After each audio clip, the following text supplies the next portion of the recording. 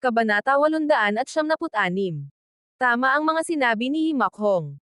Kung pagbabatayan ang antas ng dalawa, walang paraan para makuha nila ang lahat ng kayamanan at espiritual na kayamanan dito. Total, malinaw nilang nakikita ang ilang pambihirang kayamanan kahit saan. Mahirap na para sa kanila na kunin ang mga ito sa oras na iyon. Gayunpaman, kahit nakangiti si Zephyr, patuloy pa rin siyang nanunuya sa kanyang puso. Ang mga salita ni Himakhong ay malinaw na isang ilusyon na hindi siya makikinabang sa pakikipaglaban. Sa dami ng kayamanan, nasa sarili nilang kakayahan ang lahat. Bukod pa rito, napakarami ng kayamanan kaya imposibleng makuha lahat. Ang pagpatay sa isa't isa ay malinaw na isang kalokohan. Kung ordinaryong tao lang ito, malamang ay malilin lang siya nitong si Himakhong. Gayunpaman, ang isip ni Zephyr ay palaging kasing kalma ng tubig. Hindi siya maaapektuhan ng mga salita niya. Kung totoo ang sinabi ni Himakhong, maraming kayamanan dito at hindi na kailangang lumaban, bakit pa niya kinailangang lumaban sa disipulo ng Star Soul Valley? Hindi ba siya busog?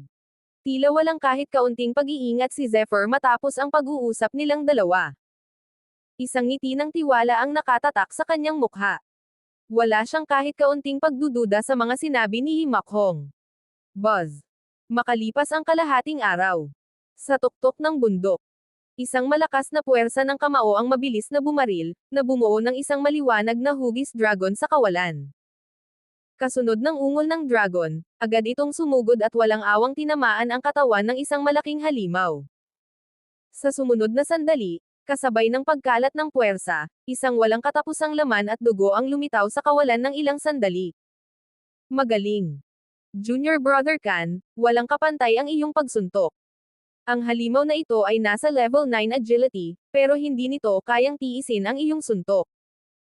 Isang pagsabog ng sorpresa at papuri ang dumating mula sa isang direksyon ng walang pag-aalinlangan. Kasabay nito, lumitaw silang dalawa. Ang isa sa kanila ay may medyo maamong mukha, at tila mga 16 o 17 taong gulang. Ang isa naman ay mukhang isang binata. Nakasuot siya ng maalab na pulang kasuotan pang digma, at nakangiti habang tinitingnan ang binata bilang papuri. Ang dalawang ito ay sina Zephyr at Himakhong mula sa Fire Cloud Sect. Casual na pumitas si Zephyr ng isang mahiwagang prutas mula sa tagiliran ng halimaw at dinala ito sa storage ring. Nahihiyang ngumiti siya. Sobra na si Senior Brother. Sa lakas mo, natatakot ako na mas madali mo siyang mapatay sa loob ng ilang segundo kaysa sa akin. Siyempre hindi. Napakabata pa ni Junior Brother Kan, pero nalampasan na kita ng sobra noong teenager pa ako. Sa level mo, hindi magtatagal at malalagpasan mo na ako ng lubusan. Pagkatapos ng isang ikot ng komunikasyon, halos lahat ng kakaibang prutas sa paligid ay natipon ni Zephyr. Ang prutas na ito ay kasing laki ng isang kamao at may dalang bahagyang bakas ng aura ng dugo. Hindi alam ni Zephyr ang pangalan nito, ngunit malaki ang naitulong nito sa pagdadagdag ng Numa. Junior Brother Kan, maraming kakaibang bulaklak at kakaibang prutas ang nakolekta natin dito.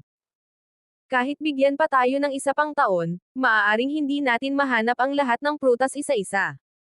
Bukod pa rito, maaaring hindi natin maiimbak ang mga ito sa ating mga katawan.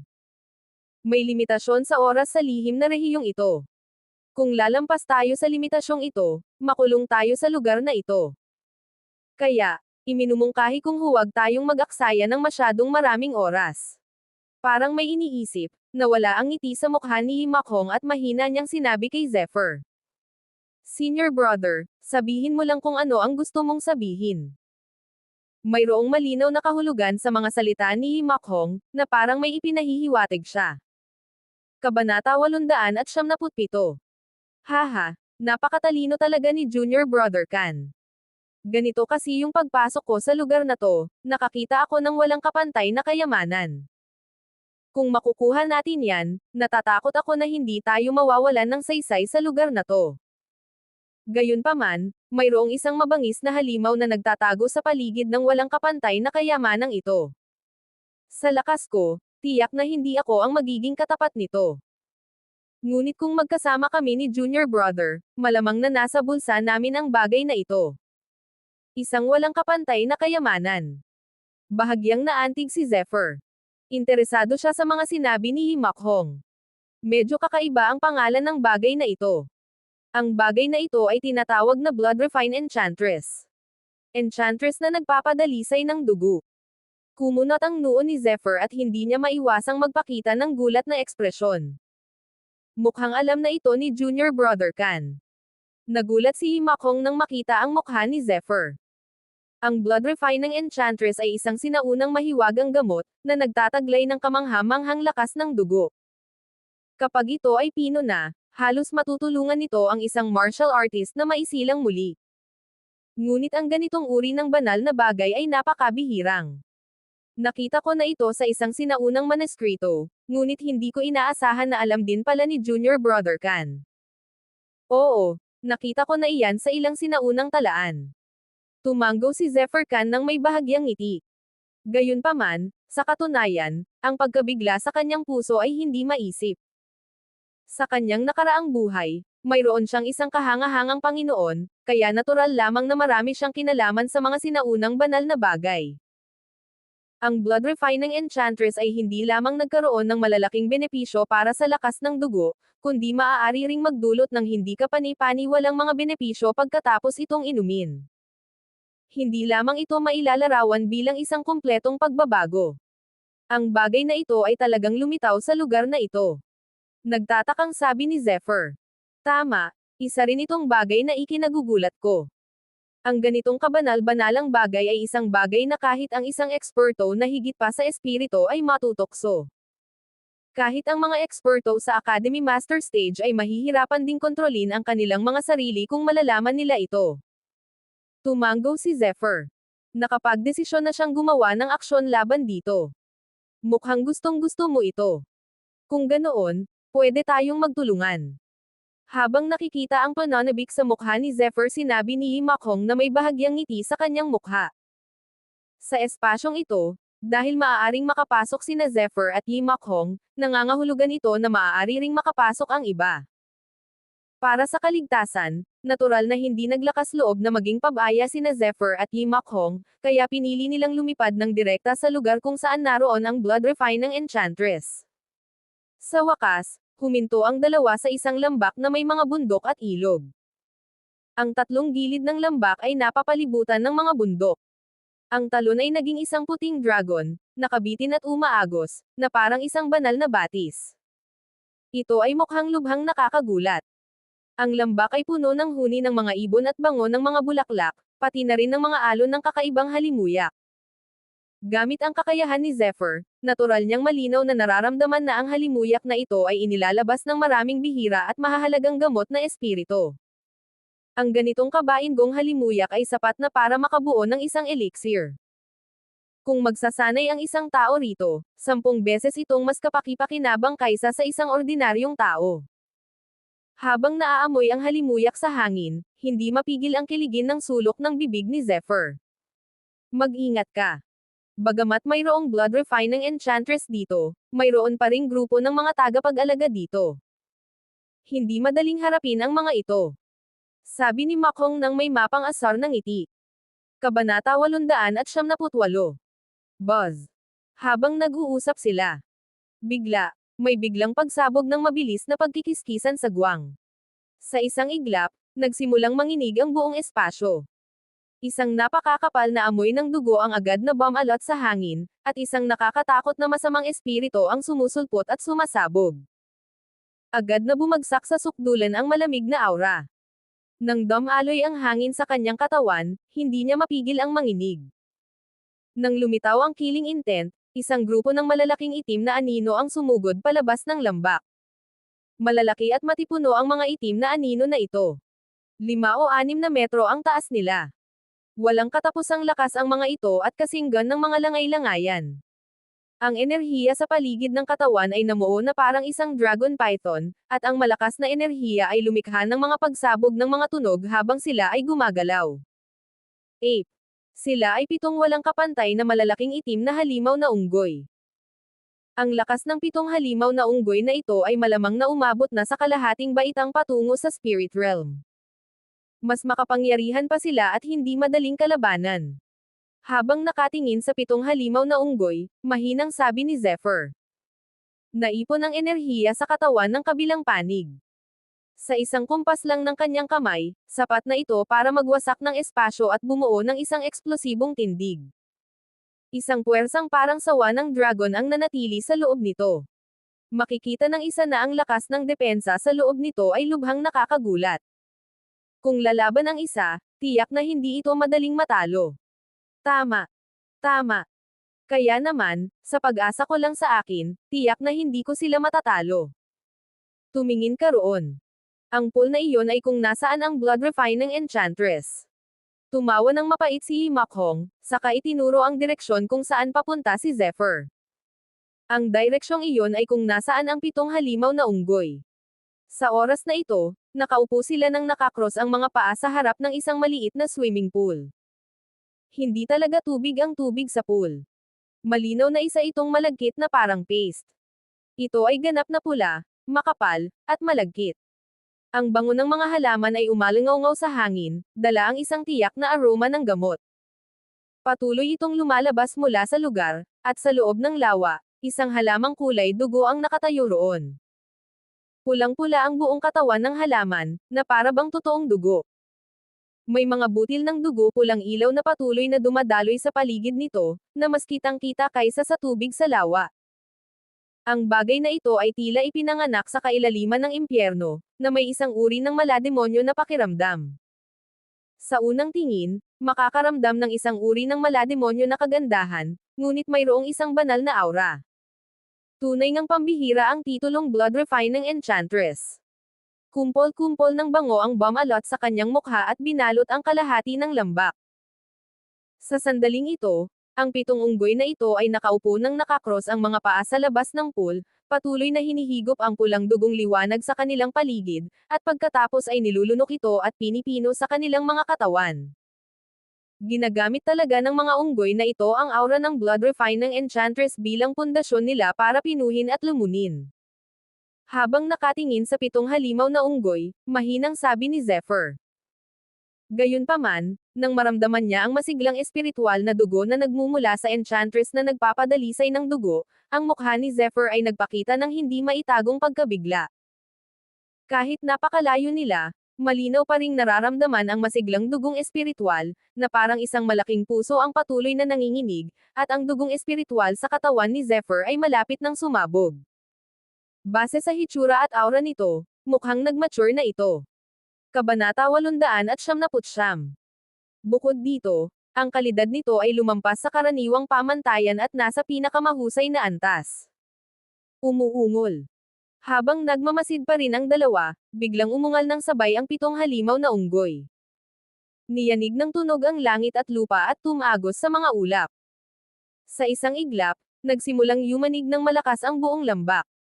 Mga patong-patong ng sound wave, parang libu-libong sundalo at kabayo, ang patuloy na tumatakbo ng malakas. Sa isang iglap, nagsimula silang kumalat sa lahat ng direksyon, at saan man sila magpunta, ang mga ito ay nadurog. Kahit isang banal na talon ang umangat, at ang walang katapusang tubig ay agad na sumabog na parang isang mahabang puting dragon. Nang makita ito, ang 2 taong sa una ay inakala na nasobrahan nila ang tingin sa 7 halimaw na unggoy ay nagsimulang magbago ng tuluyan ang kanilang mga ekspresyon. Ang Spirit Realm, ang 7 unggoy na ito ay nakarating na sa Spirit Realm. Ang galit na ungol na ito ay may kapangyarihang katulad ng sa isang tunay na enerhiya. Dapat itong kapangyarihan ng isang magic beast, ngunit puno ito ng intensyong pumatay, tulad ng isang tunay na enerhiya. Hindi lang iyon, mas marahas pa ito kaysa sa tunay na enerhiyang ito. Pareho silang hindi mahina. Nakikita nila ang laman ng halimaw na unggoy sa isang sulyap. Hindi talaga madaling makuha ang blood refining enchantress na ito. Sa oras na ito, ang mga mukha ng dalawa ay naging lubhang seryoso. Nang magkatinginan sila, nakita nila ito sa mga mata ng isa't isa. Swoosh! Buzz! Habang sila ay nag-iisip pa rin at gulat na gulat. Bigla, ang malahayop na mga mata ng 2 halimaw na unggoy ay sumulyap sa kanila. Mayroong uhaw sa dugo at nakakabaliw na aura sa mga mata ng halimaw. Habang kumakalat ang aura, lumipad palabas ang mga patong-patong na alikabok. Nako, natuklasan na tayo ng lalaking ito. Sabay na nagbago ang mga mukha ni na Zephyr at Yi Makhong at sumigaw ng malakas. Hindi tayo pwedeng umalis. Mag-away tayo. Sa sumunod na sandali, ang pitong makapangyarihang aura ay kumapit sa dalawa, na nagpaisip kay Zephyr na imposibleng makatakas sila sa oras na ito. Umuungol. Isang halimaw na unggoy ang nagpakawala ng walang kapantay na ungol. Isang malaking kuko ang tumama sa kanila mula sa malayo. Dumagundong. Sa isang iglap, sumabog ang hindi mabilang na malalaking bato sa lupa. Habang sumasabog ang mga malalaking bato, naipon ang hindi mabilang na grabo at bumuo ng isang mabangis na sawa, na sumusugod patungo kay Zephyr. Nako hindi. Malaki ang ipinagbago ng mukha ni Zephyr. Karamihan sa target ng kasuklam-suklam na sawa ay ang kanyang sarili. Biglang gumalaw ang ulo ng kasuklam-suklam na sawa, ibinuka ang kakilakilabot nitong bibig, at marahas na nilamon ang katawan ni Zephyr. Damn it! Umungol din ng malakas si Yi Makhong. Sa oras na ito, ang tatlong halimaw na unggoy ay mabangis na nakapalibot na sa kanya. Kung ikukumpara sa panganib ni Zephyr, hindi siya ligtas. Boom! Nang maharap sa pagsugpo ng sawa, agad na lumipad pataas ang katawan ni Zephyr. Agad itong umikot at mabilis na umiwas sa isang direksyon. Dumagundong. Sandaling tila may sumabog na bomba sa kanilang paligid. Ang sawa, na nawalan ng pakay, ay biglang nagpasabog ng isang malalim na hukay sa lupa. Mahirap isipin na kung tatamaan ang galaw na ito, sapat na ito para mabasag ang mga buto at buto ng katawan ng isang tao. Patayin. Si Yi Makhong, na nakatayo sa isang tabi, ay nagsimula ng umatake. Ang mga guhit ng sinag ng Diyos ay gumalaw ng napakatalino, niyanig ang langit at lupa. Nagpakawala sila ng mga daloy ng enerhiya at sumugod patungo sa tatlong halimaw na unggoy sa tapat nila. Kabanata 900. Biz. Isang malaking kuko ang tumama kay Zephyr. Sa oras na ito, napapaligiran din si Zephyr ng apat na halimaw na unggoy. Mabilis na nagpakawala ang isa sa mga kuko ng isang kasinlaki ng gilingang bato ng tunay na enerhiya. Habang iwinagayway niya ito, ang hanggering pumatay at ang pagbabago-bago ng uhaw sa dugo ay napakalinaw. Nakakagulat na nakabibighani ang kapahamakang pagkalipol.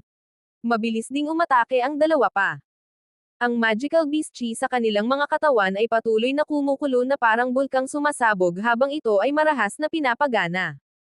Sa harap ng mga pag-atake ng apat na taong ito, hindi nagbago ang mukha ni Zephyr. Ang kanyang mga mata ay nagniningning na parang sinag ng Diyos. Sa sandaling ito, isang mahiwagang liwanag ang lumabas mula sa kanyang mga mata, na parang may kakaibang tekstura na kumikislap sa pagitan nila. Ang matang nakakalito ng isip. Buzz. M.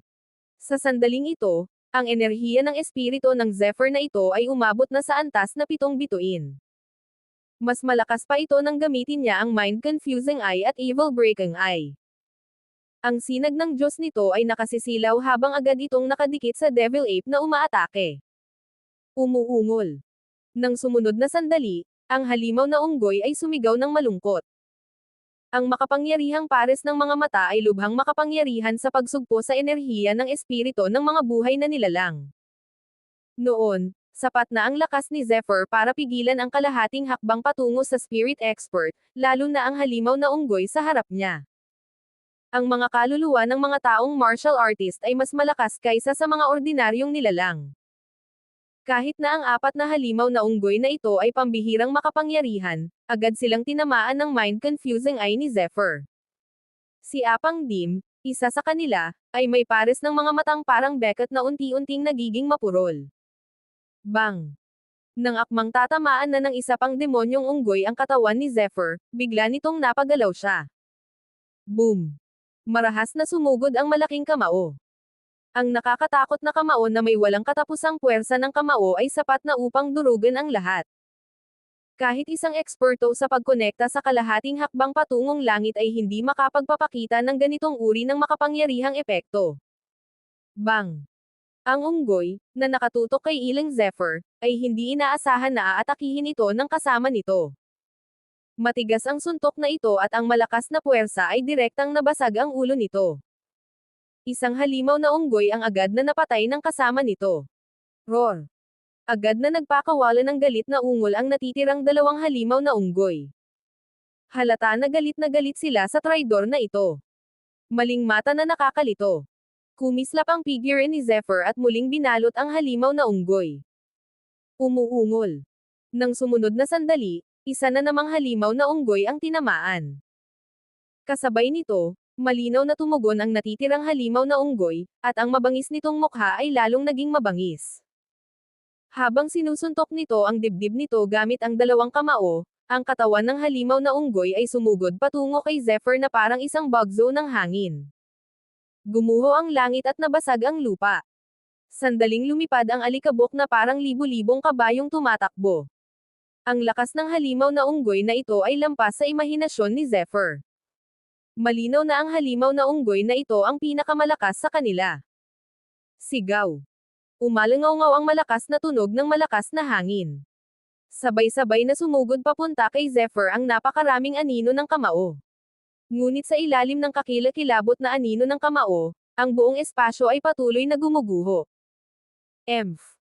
Sumanghal si Zephyr ng malamig, ngunit ang kanyang mga mata ay kumislap ng sinag ng Diyos. Ang kanyang figure ay mabilis na naging kawalan at naglaho mula sa saklaw ng pag-atake. Habang patuloy na tumataas ang kakayahan ni Zephyr sa pakikipaglaban, ang kapangyarihan ng Flash Shining ay umabot sa mas mataas na antas. Kapag ginamit ito, madali itong kontrolin.